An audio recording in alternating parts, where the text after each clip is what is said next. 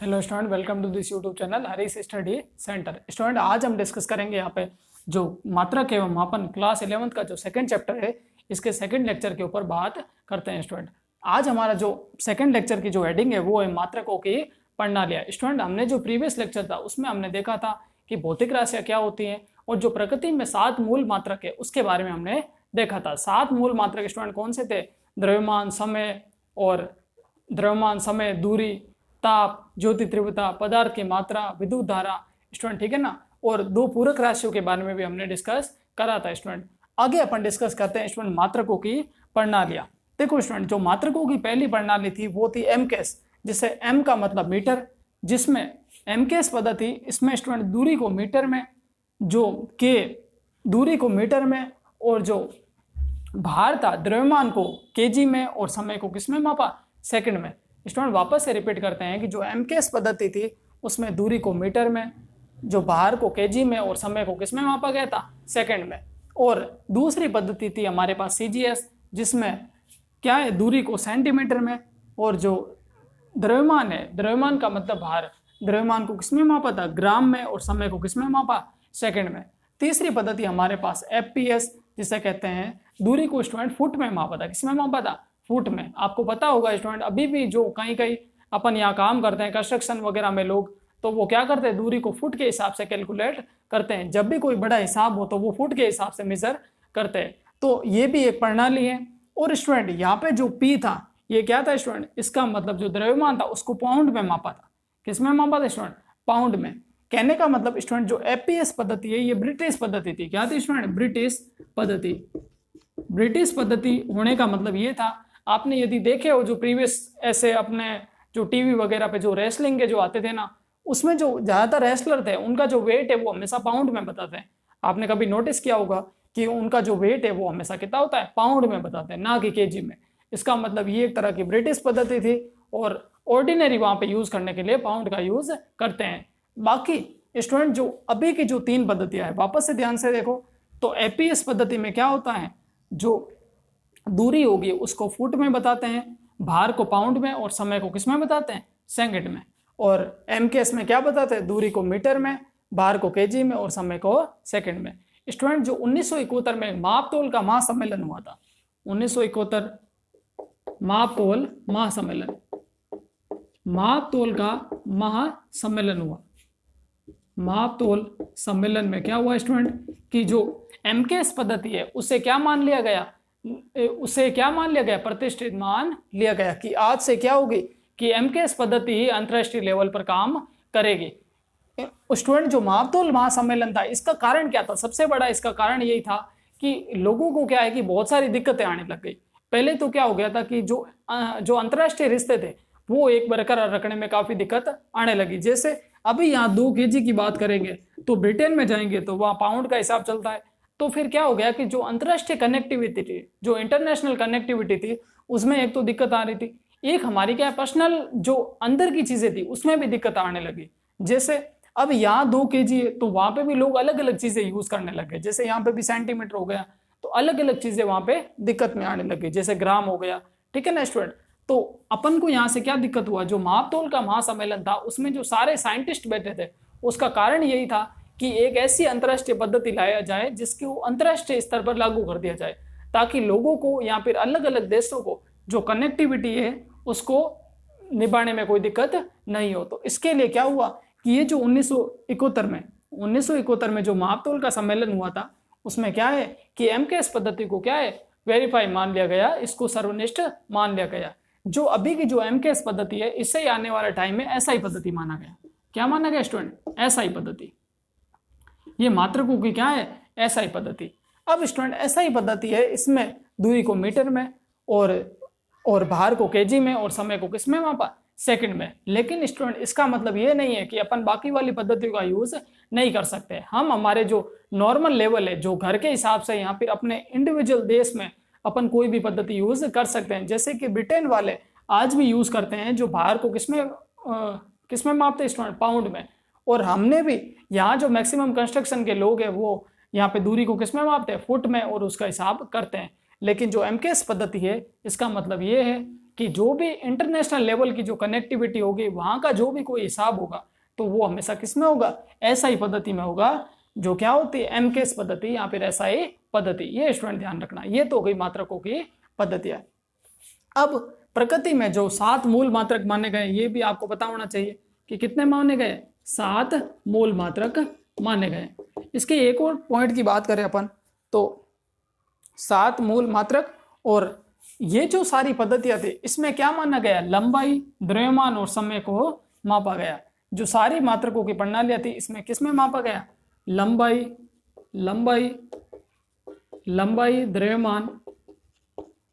द्रव्यमान व समय को स्टूडेंट क्या करा गया, मापा गया। ये ध्यान रखना स्टूडेंट, ठीक है ना। तो यहां से ये मात्रकों की प्रणालियां हो गई। आगे अपन बात करते हैं यहाँ पे इसके नेक्स्ट टॉपिक के ऊपर।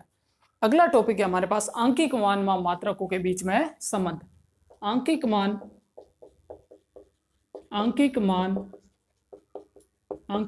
व मात्रकों के बीच संबंध।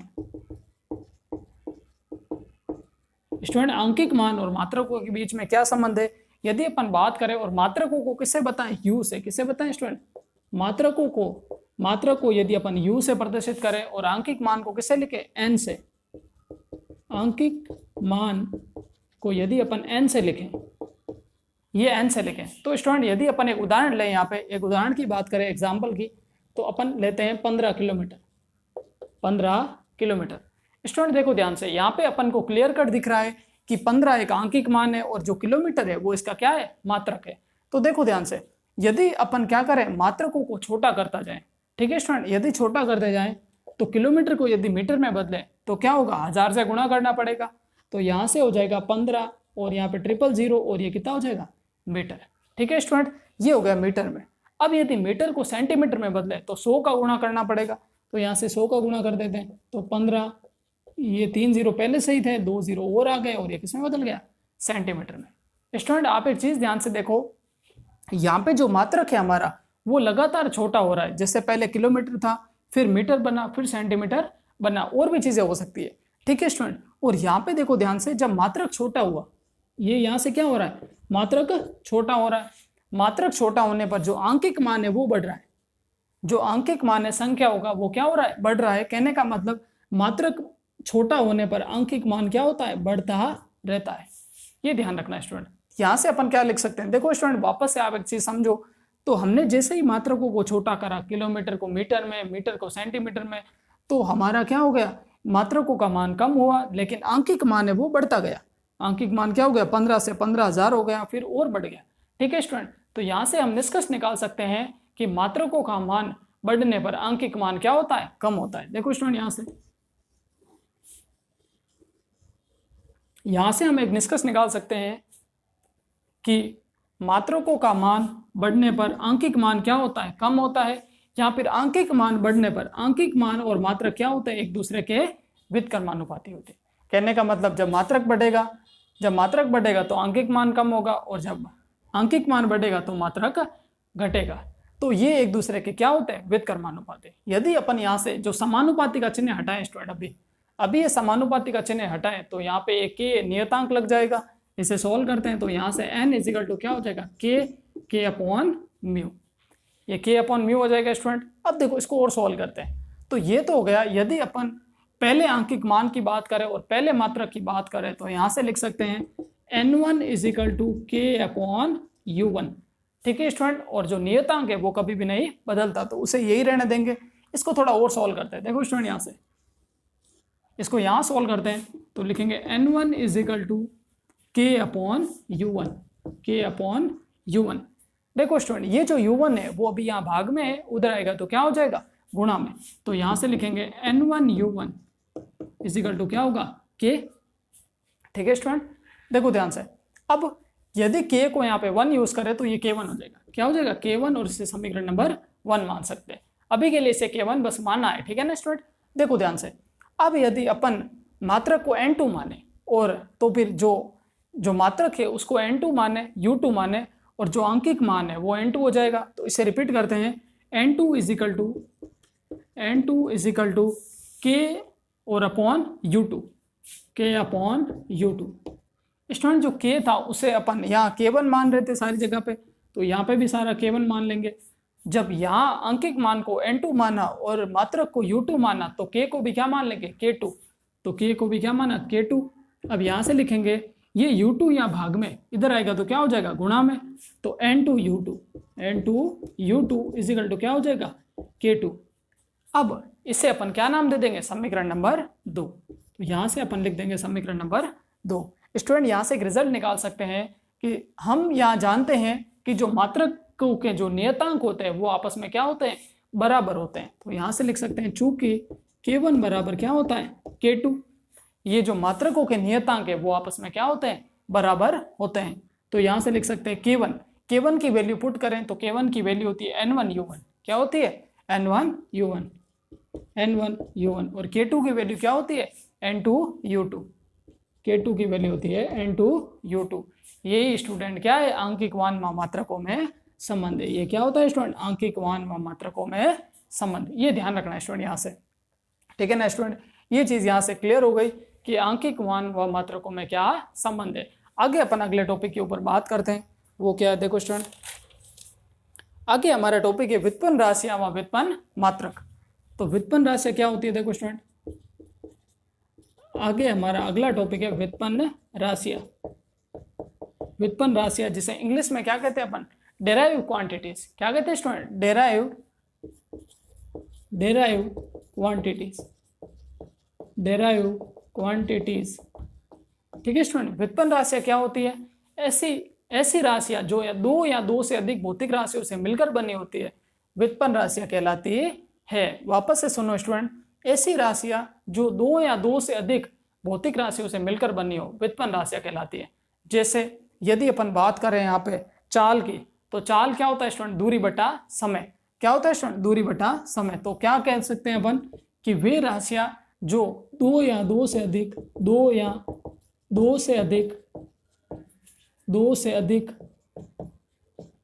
मूल राशियों से मिलकर बनी हो। क्या स्टूडेंट, दो या दो से अधिक मूल राशियों से मिलकर बनी हो, मूल राशियों से मिलकर बनी हो। वापस से सुनो स्टूडेंट, व्युत्पन्न राशियां क्या होती है, वे राशियां जो दो या दो से अधिक मूल राशियों से मिलकर बनी हो, क्या कहलाती है, व्युत्पन्न राशियां कहलाती हैं। जैसे अपन इनके उदाहरण की बात करेंगे अभी, ठीक है स्टूडेंट। यहाँ से अपन मूल राशियों के ऊपर अभी अपन व्युत्पन्न राशियों के ऊपर बात करें तो व्युत्पन्न राशियां क्या होती हैं, दो या दो से अधिक मूल राशियों से मिलकर बनी राशियां क्या कहलाती है, व्युत्पन्न राशियां कहलाती है। उदाहरण के ऊपर बात करें तो चाल के बारे में बात कर सकते हैं। चाल क्या होती है स्टूडेंट, दूरी बटा समय। तो स्टूडेंट देखो ध्यान से, ये जो दूरी है और समय है दोनों क्या है, मूल राशियां हैं। दूरी का मात्रा क्या होता है, मीटर, और समय का मात्रा क्या होता है, सेकंड। वैसे यदि अपन बात करें वेग की, तो वेग बराबर क्या होता है, विस्थापन बटा समय। तो ये भी क्या होती है स्टूडेंट, देखो स्टूडेंट विस्थापन भी क्या होती है, एक तरह की दूरी होती है, और समय भी क्या होता है, मूल राशि है। विस्थापन दूरी है तो क्या हो गई, मूल राशि, और समय भी क्या होगा, एक मूल राशि है जिसका मात्रक सेकंड होता है। ठीक है स्टूडेंट। तो यहाँ से हमने पढ़ा व्युत्पन्न राशि क्या होती है।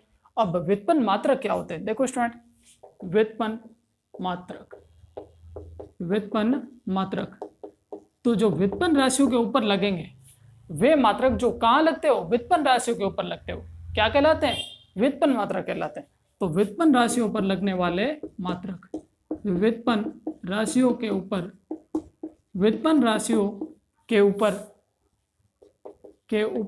लगने वाले मात्रक, व्युत्पन्न राशियों के ऊपर लगने वाले मात्रक क्या कहलाते हैं स्टूडेंट, व्युत्पन्न मात्रक कहलाते हैं। जैसे यहाँ पे ये व्युत्पन्न राशियां हैं तो दूरी बटा समय, दूरी का जो ऐसा ही मात्रक होता है वो क्या होता है, मीटर, और समय का मात्रक क्या होता है, सेकंड। तो इसे क्या कहेंगे, मीटर पर सेकंड। समय का मात्रक क्या होता है, सेकंड, तो इसे क्या कहेंगे, मीटर पर सेकंड। वैसे विस्थापन भी क्या होती है, एक तरह की दूरी, तो इसे क्या कहेंगे, मीटर। दूरी का ऐसा ही मात्रक मीटर, समय का मात्रक क्या होता है, सेकंड, तो यहाँ से क्या लिखेंगे, सेकंड। यहाँ से ये चीज स्टूडेंट क्लियर हो गई। हमने ये सीखा कि व्युत्पन्न मात्रक क्या होते हैं, व्युत्पन्न राशियों के ऊपर लगने वाले मात्रक क्या कहलाएंगे, व्युत्पन्न मात्रक कहलाएंगे। आगे देखते हैं स्टूडेंट। अब है हमारे पास आगे वाला टॉपिक। एक और उदाहरण की बात करें तो घनत्व क्या होता है? द्रव्यमान बटा आयतन। घनत्व स्टूडेंट क्या होता है? द्रव्यमान बटा आयतन। द्रव्यमान बटा आयतन। अब यहां से देखो स्टूडेंट, आप ध्यान से देखो, जो द्रव्यमान होता है वो एक क्या है? द्रव्यमान एक मूल राशि है, ठीक है ना स्टूडेंट, जिसका मात्रक क्या होता है? केजी।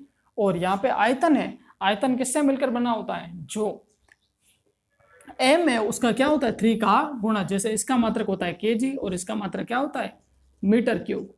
कहने का मतलब ये भी एक मूल राशि है और यहाँ पे भी क्या है? मूल राशियों से मिलकर बनी है। ये जो मीटर क्यूब है ये क्या होता है? m into M into M.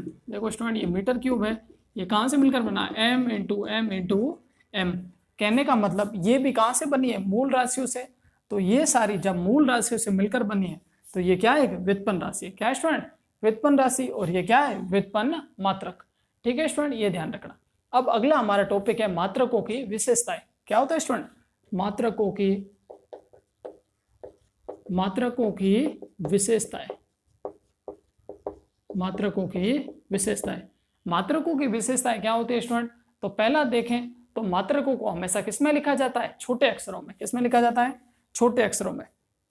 यहां से लिख सकते हैं कि मात्रकों को कभी भी क्या है? ऐसे कॉलम्स या फिर ब्रैकेट, ब्रैकेट के अंदर कॉलम, ठीक है ना स्टूडेंट, सेमी कॉलम, इसमें नहीं लिखा जाता। पहले ये ध्यान रखना कि पहली मात्रकों की विशेषता क्या है कि मात्रकों को हमेशा अक्षरों के बीच में कॉलम्स या फिर सीधे कॉलम, इनके बीच में कभी नहीं लिखा जा सकता, या फिर बीच में डैश वगैरह ऐसे कभी भी नहीं लिखना है। ये ध्यान रखना है स्टूडेंट, ठीक है। अगला क्या है स्टूडेंट? मात्रक।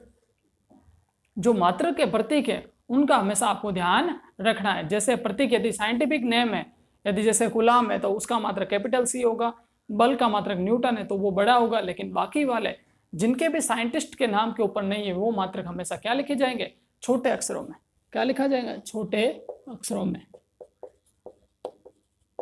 छोटे अक्षरों में। जैसे दूरी का मात्रक क्या होता है? मीटर। द्रव्यमान का मात्रक क्या होता है? केजी। तो ये सारे क्या होंगे? छोटे अक्षरों में। जैसे ही बल का मात्रक आया तो फिर वो क्या हो गया? न्यूटन। जैसे ही यहाँ पे विद्युत धारा का मात्रक आया तो फिर कैपिटल है, एम्पियर। ये ध्यान रखना स्टूडेंट, ठीक है ना। नेक्स्ट देखते हैं अपन।